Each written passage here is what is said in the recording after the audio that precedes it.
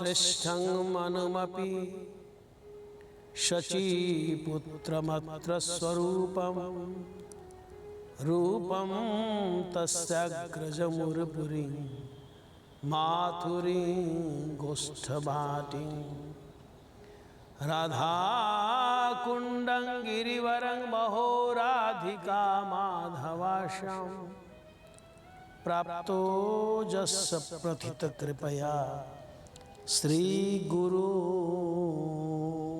तं नतोस्मि। पतित पावन शिल गुरु महाराज की जय। श्रीमद् भागवत महापुराण 8वां स्कंद, दूसरा अध्याय, 100 श्लोक नंबर 22, गज ग्राह प्रसंग। हम सुन रहे हैं गजेंद्र जो है, जिन पर कृपा करने के लिए भगवान श्री हरि वैकुंठ से आए, वो अपने साथियों के साथ सरोवर में पानी पीने जा रहा है। उसको बहुत प्यास लगी है। सुकोवाच वृकाबराहा महिषऋक्षशल्या गोपुच्छशाला वृकमर्कटाश्च अनियत्तक्षुद्रा हरिणा ससादयश् चरन्त भीता यद अनुग्रहेण। कहते जब हाथी चल रहा है, जब वो बलशाली गजेंद्र चल रहा है, तो उसके भय से भयभीत होकर जो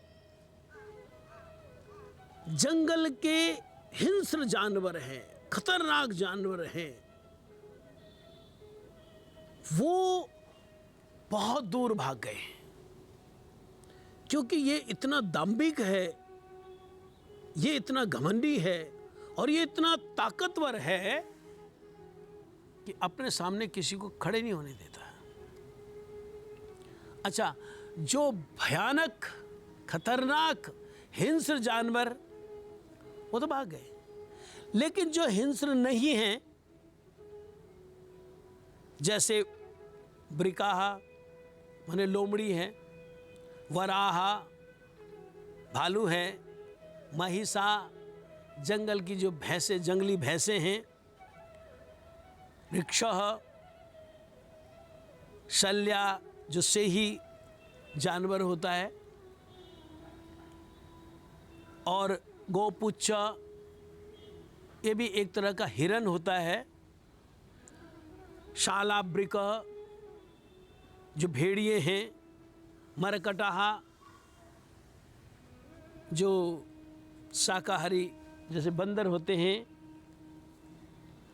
और अन्यक्षुद्रा हिरण ससादय खरगोश हिरन और छोटे छोटे जो पशु हैं, ये निर्भय होकर घूम रहे हैं, क्योंकि इनको डर नहीं कि कोई हिंस्र जानवर इन पर अटैक करेगा, इनको खा जाएगा। और हाथी खाएगा नहीं, गजेंद्र तो इनको खाएगा नहीं। इसलिए ये जो छोटे छोटे जानवर हैं, ये निर्भय होकर घूम रहे हैं। कैसे? यद अनुग्रहेण, अनुग्रह बोलते कृपा को। हमारे गजेंद्र की कृपा से ये निर्भय होकर घूम रहे हैं।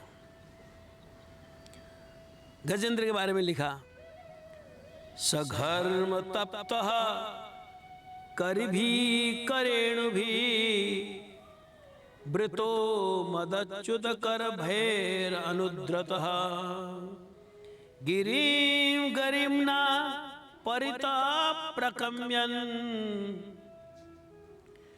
निषेव्यमानो अली कुलै मदश्नै।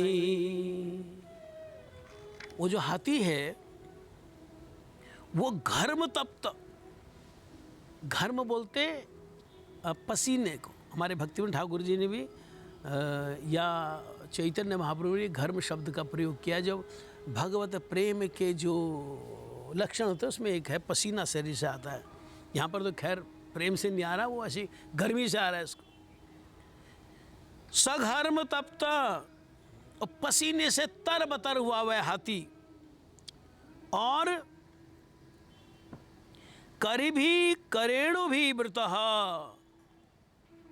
वो और जो उसके साथ हथनियाँ हैं और उस हाथी के जो बच्चे हैं उनसे घिरा हुआ है। बीच में सबसे आगे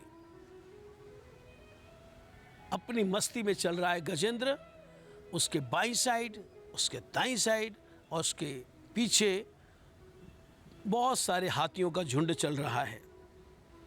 और आसपास ये जो छोटे छोटे जानवर हैं, हिरन हैं, खरगोश है, जिनका वर्णन अभी हुआ, ये सब इधर उधर दौड़ रहे हैं। ये गजेंद्र इनकी परवाह नहीं करता है, मतलब ये इधर उधर दौड़ रहे हैं, इससे गजेंद्र को कोई अपना अपमान नहीं महसूस हो रहा है। और क्या हो रहा है वहां पर, सारे के सारे जितने और इसके परिवार के हाथी हैं वो उसको रिस्पेक्ट देकर चल रहे हैं। उनको पता है कि ये हमारा जो हेड है तो बलशाली बहुत, घमंडी बहुत है। यहां तक कि अलीकुलई, वो जो भौरे हैं,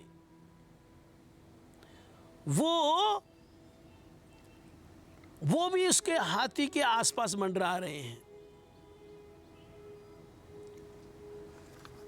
आगे सुखदेव गोस्वामी कहते हैं, सरो अनिलम पंकज रेणुरूषितम जिंघ्रन विदुरान मद विहलेक्षण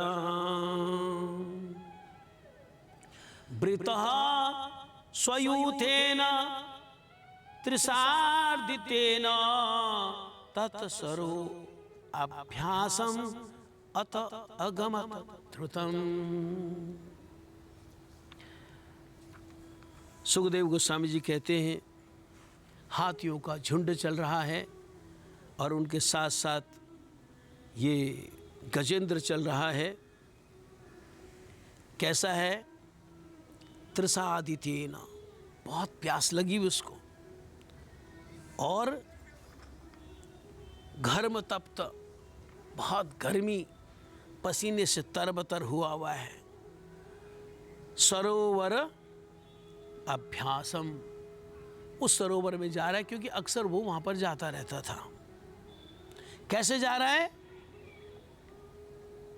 अगमत ध्रुतम, बड़ी तेजी से जा रहा है, बहुत प्यास लग रही है। विघाय तस्मिन् अमृतांबु निर्मलम हेमा अरविंद उत्पल रेणुरूषितम पपोनिकामम निज पुष्कर उद्धृतम आत्मानम अद्वि स्नपनयम गत क्लमः। सरोवर के पास पहुंचकर हाथी तृप्ति से नहा रहा है। सरोवर में घुस गया, पानी में घुस गया, और जो पानी कैसा है, बिल्कुल स्वच्छ, बिल्कुल निर्मल उस सरोवर का पानी। अम्बु निर्मलम, अम्बु माने पानी, निर्मल बिल्कुल निर्मल है। पहले खूब पानी में नहाया तृप्ति से, फिर उसने क्या किया, वो जो सरोवर का पानी है सूंड से उसने पीना शुरू किया, जी भरकर पिया। कैसा उसको लग रहा है, अमृत अम्बु। देखो भाई, पूछा जाता है टेस्टी खाना कौन सा होता है, बोला टेस्टी खाना वो होता है जो भूख में खाया जाता है।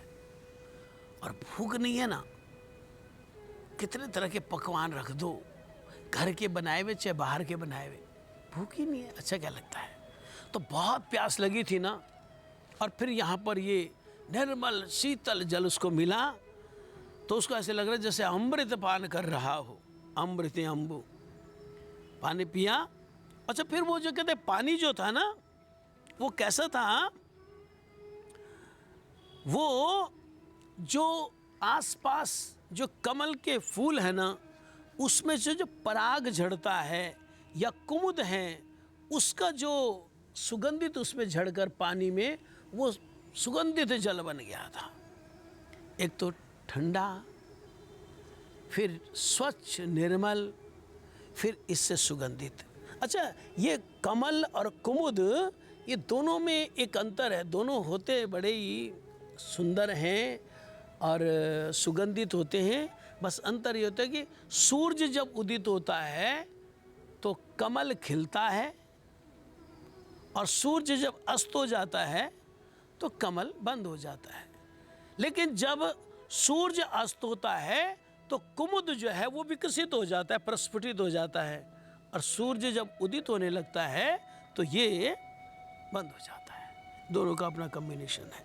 तो इसकी सुगंध, इसका पराग और उसका पराग सारा पानियों में झड़ झड़ के गिर रहा है, तो उससे पानी और सुगंधित टेस्टी बन गया है। हाथी ने क्या किया? खूब पिया, उसको तृप्ति होकर पिया। ये गजेंद्र का प्रसंग तो खैर चलता ही रहेगा। आज हमारे पूर्वाचार्य, या यूँ कहें हम जो गौड़ीय भक्त हैं, हमारे परिवार के जो मुखिया हैं, श्री नरोत्तम ठाकुर जी का तिरुभाव दिवस है।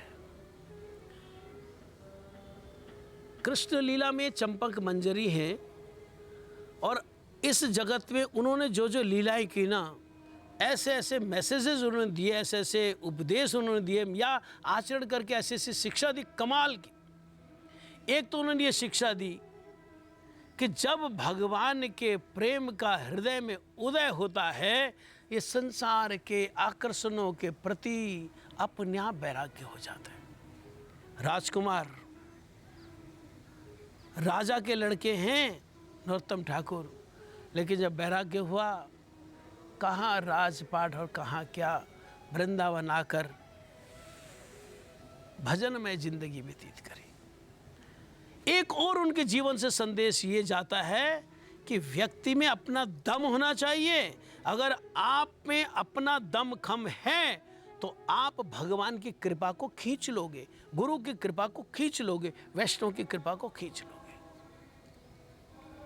साधन की ताकत होनी चाहिए, साधन की ताकत होनी चाहिए। नरोत्तम ठाकुर के गुरु महाराज श्री लोकनाथ गोस्वामी जी ने कहा, मैंने भाई संकल्प लिया, मैं किसी को दीक्षा नहीं दूंगा, किसी को शिष्य नहीं बनाऊंगा। नरोत्तम ठाकुर जो हमारे परिवार के मुखिया, उन्होंने संकल्प किया कि मैंने दीक्षा इनसे ही ले ली, और उन्होंने ऐसी सेवा करनी शुरू की, ऐसी सेवा करनी शुरू की कि लोकनाथ जी का हृदय पसीज गया, पिघल गया, और उन्होंने कहा, भाई तेरी इच्छा को पूरा करने के लिए मैं अपना संकल्प छोड़ता हूँ। उन्होंने दीक्षा दी। मतलब वो थोड़ी सी उनकी ख्वाहिशें, थोड़ी सी इच्छाएं, थोड़ी सी दिनचर्या, थोड़ी सी ज़रूरतें वो अपने आप ही पूरी कर लेते, किसी सेवा की उनको ज़रूरत ही नहीं। तो नरोत्तम ठाकुर ने रास्ता निकाला, कैसे सेवा करूं। तो सुबह वो जो जंगल पानी जाते हैं, पहले ऐसे अटैच बाथरूम नहीं होते, लेटरिन बाथरूम नहीं होते थे अटैच, तो वो जहाँ सुबह जंगल पानी के लिए जाते हैं, उन्होंने ये सेवा ले ली, पूरा रास्ता, पूरा एरिया साफ कर देते हैं और घड़ों में पानी रख देते हैं, साथ में वो जो मिट्टी को महीन करके रख देते हाथ धोने के लिए। कुछ ही दिन तो लोकनाथ गोस्वामी जी ने ध्यान दिया, बाद में ध्यान दिया कि यहाँ पे सफाई बहुत रह रही है। तो रात भर तो हरिनाम करते थे। एक दिन वो कोई दूर बैठकर देखने लगे कौन करता है। अंधेरी रात में दिखा एक व्यक्ति झाड़ू जमीन में दबाया, वो उसको निकाला और झाड़ू देने लगा। झाड़ू को प्रणाम करा, भाई तूने गुरु कृपा करानी मेरे से। अब झाड़ू के बिना तो सफाई थोड़ी हो सकती। लोकनाथ गोस्वामी ने बोला, कौन? आवाज़ पहचान ली, गुरुदेव मैं हूँ। जिधर से आवाज़ आई उधर ही हाथ जोड़ के बोला, गुरुदेव मैं हूँ।